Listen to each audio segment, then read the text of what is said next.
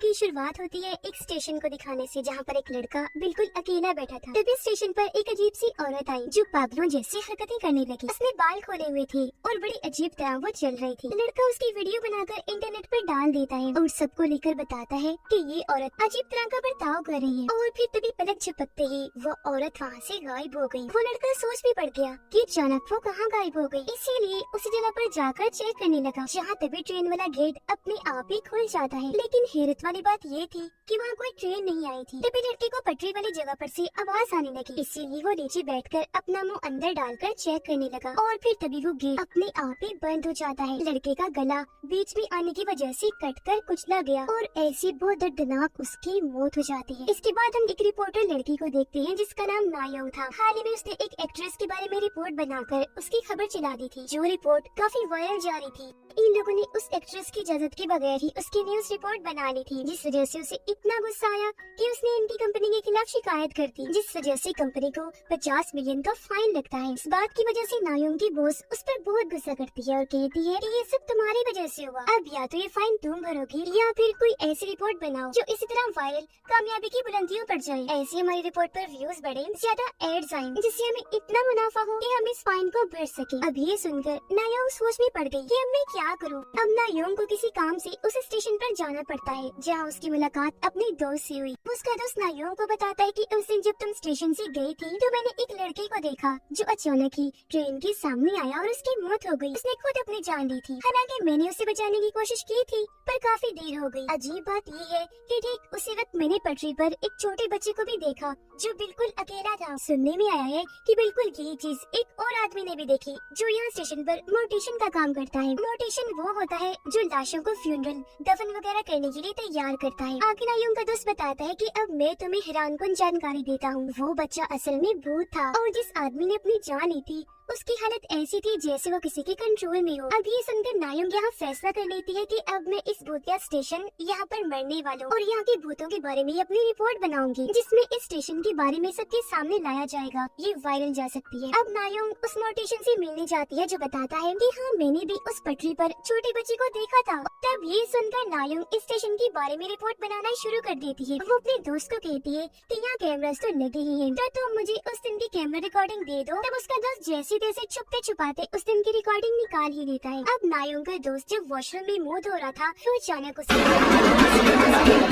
जिनसे वो काफी डर जाता है। लेकिन जब वो वहाँ से बाहर आया तो उसे पता चला कि ये तो मेरा दोस्त मुझे डरा रहा था। असल में उस हादसे के बाद इसके दिमाग में कई दिनों तक वही चलता रहा और उसी जैसे डरावने सपने भी उसे आने लगे थे। इत्तेफाक यहाँ ये होता था कि उसका दोस्त भी उसे बिल्कुल इसी तरह डरा दिया करता था। अब एक दिन नायोंग के दोस्त को शीशे पर 4 नंबर्स दिखाई देते हैं। जो अजीब बात थी कि यहाँ किसने लिख दिए, पर वो इस चीज को नजरअंदाज कर देता है। अब नायोंग का दोस्त उसकी रिपोर्ट में मजीद उसकी मदद करने के लिए वो बताता है कि मैंने अभी ट्रेन ड्राइवर को बड़ी अजीब हालत में जाता हुआ देखा है। वो काफी गुमसुम था। अब इस मौके का फायदा उठाकर नायोंग उस जगह के लिए निकल जाती है ताकि ड्राइवर से इंटरव्यू ले सके। उसने ड्राइवर को देख लिया जो एक जगह पर बैठा हुआ था। वो भी उसकी साइड में बैठ जाती है और उसका इंटरव्यू लेना शुरू कर देती है। पर वो सहमा हुआ गुमसुम बैठा था और उसे कोई बात ही नहीं करता। इसी वक्त हमने देखा कि ड्राइवर के गले पर एक बच्चे का भूत बैठा है जिसने अपने हाथों से ड्राइवर का गला पकड़ा हुआ है और इसी वजह से उसके गले पर अजीब तरह के निशान बन गए थे। फिर अब ड्राइवर वहाँ से उठा और बेसमेंट की तरफ जाने लगता है, जिसके पीछे पीछे नायोंग भी चली जाती है। ड्राइवर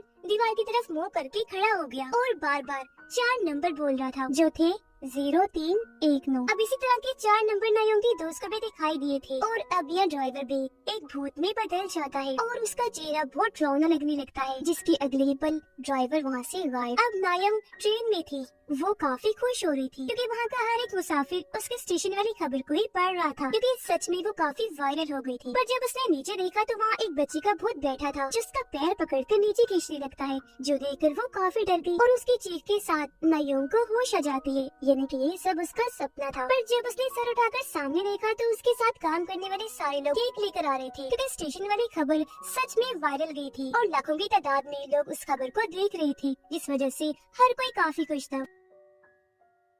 नायोंग की बॉस कहती है कि तुम जिस ड्राइवर का इंटरव्यू ले रही थी ना, उसकी तो कुछ दिन पहले ही मौत हो चुकी है और स्टेशन पर तुम अकेले ही बैठी बोल रही थी। अब इस बात पर उसे यकीन नहीं आता, इसीलिए वो उस दिन की कैमरा रिकॉर्डिंग चेक करती है जहाँ वो सच में बिल्कुल अकेली थी। ड्राइवर उसके साथ नहीं बैठा था, जो चीज नायोंग को हैरान करके रख देती है। और जो बेसमेंट में गया था वो ड्राइवर का भूत ही था। लेकिन फिर भी इन सब चीजों को समझना नायोंग के लिए मुश्किल हो रहा था, इसीलिए वो उस लड़की के पास जाने का फैसला करती है जो उस दिन ड्राइवर के साथ बैठी थी। और जब नायोंग वहाँ इंटरव्यू लेने आ रही थी तो वो वहाँ से चली गई थी। अब नायोंग उस लड़की से मिलने जाती है जिसका नाम टे था, और वो यहाँ नायोंग से बड़ी अजीब अजीब बातें करने लगती है। वो उसे बताती है कि जिस आदमी ने ट्रेन के सामने कूदकर अपनी जान ली थी ना, वो असल में वहाँ कुआं ढूंढने आया था जो स्टेशन के पास ही है। वो फिर यहाँ एक कहानी बताने लगी कि काफी अर्से पहले स्टेशन के पास एक कुआं बनाया गया जिसके अंदर एक कातिल ने बहुत सारे बच्चों को कैद करके रख दिया और उन्हें वहाँ से कभी नहीं निकाला गया, जिस वजह से सभी बच्चे धीरे धीरे करके मारे गए। और अब ये स्टेशन उन बच्चों की वजह से ही भूतिया है, क्योंकि उनकी ही आत्मा यहाँ आकर लोगों को डराती है और उन्हें अपने अपने कंट्रोल में कर उनकी जान ले लेती है। अब ये कातिल कौन था और वो ऐसा क्यों करता था, वो नंबर्स क्या है,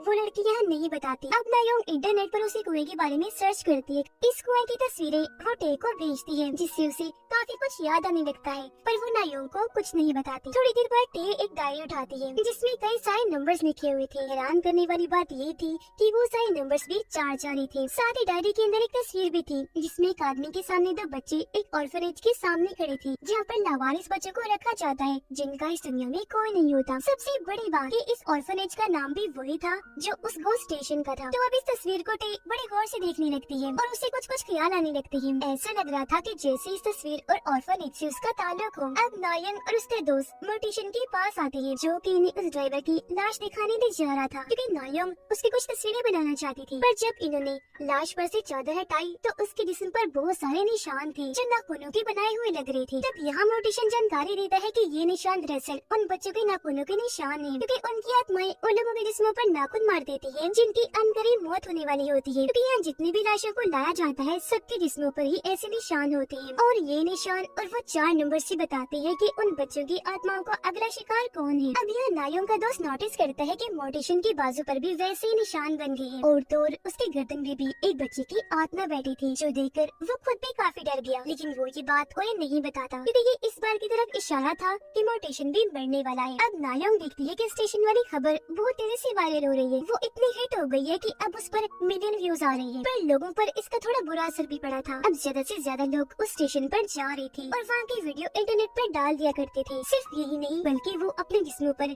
नकली नाखूनों के निशान बनाकर अपनी अपनी तस्वीरें भी इंटरनेट पर डाल रहे थे। एक लड़की जब उस स्टेशन पर गई तो उसकी गर्दन पर नाखून के निशान बन जाते हैं, जिनको छुपाने के लिए वो वॉशरूम गई, पर वहाँ कुछ बच्चों की आत्माएं उस पर हमला कर देती है, जिनकी वजह से वो अपना कंट्रोल खो देती है और अजीब तरह से वहाँ चलने लगी, क्योंकि एक आत्मा ने उसे बुरी तरह नोचा भी था। लेकिन फिर तभी वो आत्माएं उसे वॉशरूम में बंद कर देती है और उसका दम घोटकर उसकी जान ले लेती है। और वॉशरूम में से अजीब आवाजें सुनाई दी गई थी, इसलिए नायोंग के दोस्त का जो दोस्त था इन स्टेशन वर्कर, वो वहाँ पर चेक करने आता है, पर उसकी भी गर्दन पर हम नाखूनों के निशान देखते हैं, जहाँ तभी बहुत सारे बच्चों की आत्माएं उसे भी डराने लगती है और फिर एक साथ मिलकर उस पर ऐसे हमला करती है कि उसकी जान ही ले लेती है। अब नायोंग उसके दोस्त के फ्यूनरल में जाती है और फिर अपने दोस्त से भी मिलने गई, जो रो रहा था। कहता है कि मुझे भी कुछ दिन पहले एक छोटी बच्ची की आत्मा दिखी थी, जिसके कपड़ों पर भी 4 नंबर लिखे थे, और देखो मेरे हाथ पर भी नाखूनों के निशान बन गए हैं। जो कहकर वो नायोंग को अपना हाथ दिखाता है और रोते हुए कहते हैं कि इस बात से मैं डरा हुआ हूँ, क्योंकि अनकरीब मेरी भी मौत हो जाएगी। अब रात को जब वो सो रहा था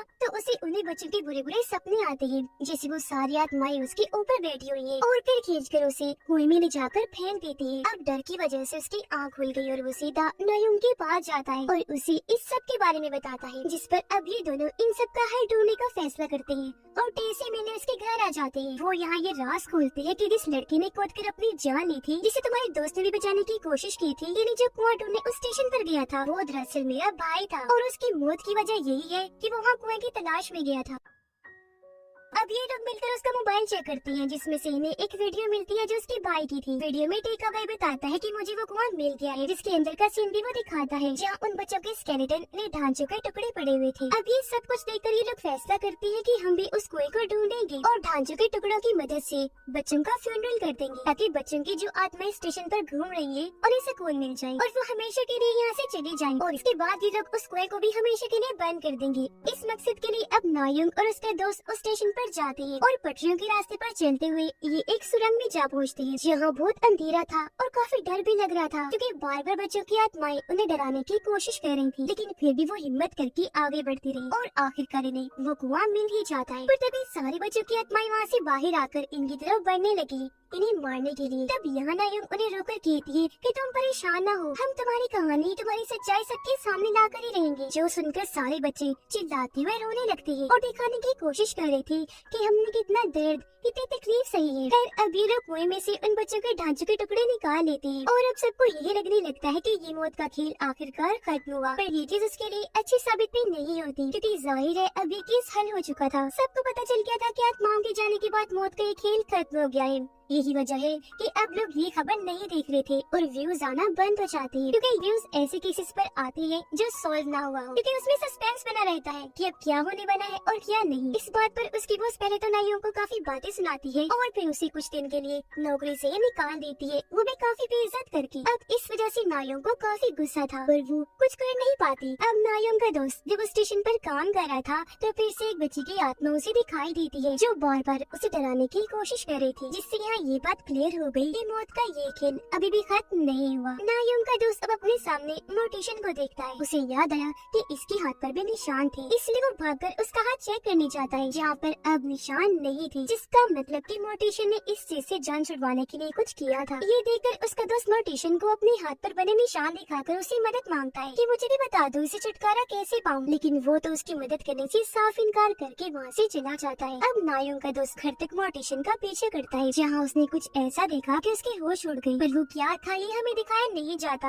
अब रात के वक्त नायम जब अपने घर पर थी तो तभी उससे मिलने टे आ जाती है। नायम ने देखा कि उसके हाथों पर भी ये नाखूनों के निशान बन गए और अब यह टे बहुत बड़ा सच बताती है। कहती है कि जब तुम और तुम्हारा दोस्त कुआं ढूंढने गए थे तो तब मोर्टिशन ने मेरे घर आकर मुझ पर हमला कर दिया। उसने मुझे धमकी दी कि 4 नंबर बोलो वरना मैं तुम्हें जान से मार डालूंगा, जिससे हुआ ये कि उसका कर्ज यानी श्राप मेरे ऊपर आ गया, इसलिए नाखूनों के निशान मुझ पर बन गई है और अब मैं भी उन आत्माओं का शिकार हूँ, मैं मारी जाऊंगी। अब ये नायम उससे पूछती है कि तुम्हें कैसे पता कि ये कर्ज है, और ये इस तरह दूसरे इंसान पर चला जाता है, जिस पर टे बताती है क्योंकि मेरे डैड को इन चीजों की काफी अच्छी जानकारी थी और उन्होंने ही मुझे ये बताया था। और अब यह वो सबसे बड़ा राज खोलती है, कहती है कि मैं असल में उसी आदमी की बेटी हूँ जिसने उन सब बच्चों को उस कुएं में कैद किया था, यानी उस कातिल की। वो बताती है कि मैं भी असल में उन बच्चों में से एक थी, लेकिन फिर एक दिन उसने मुझे कुएं से बाहर निकाल लिया क्योंकि मैं भी उसकी सौतेली बेटी ही थी, और उसने अपने बेटे के कहने पर ही मुझे निकाला था, जो मेरा सौतेला भाई था, क्योंकि उन्होंने मुझे गोद लिया था। मैं जब कुएं से बाहर जा रही थी तो बाकी बच्चों ने मुझसे मिन्नतें की कि तुम बाहर जाकर प्लीज हमें भी निकलवा देना, पर मेरा सौतेला बाप बहुत जालिम था। उसने हर बच्चे को 4 नंबर्स का एक कोड दिया हुआ था, जैसे किसी का 10-20 था तो किसी का 20-19 था तो किसी का कुछ था, और इन्हीं नंबर से वो हर बच्चे को जानता था।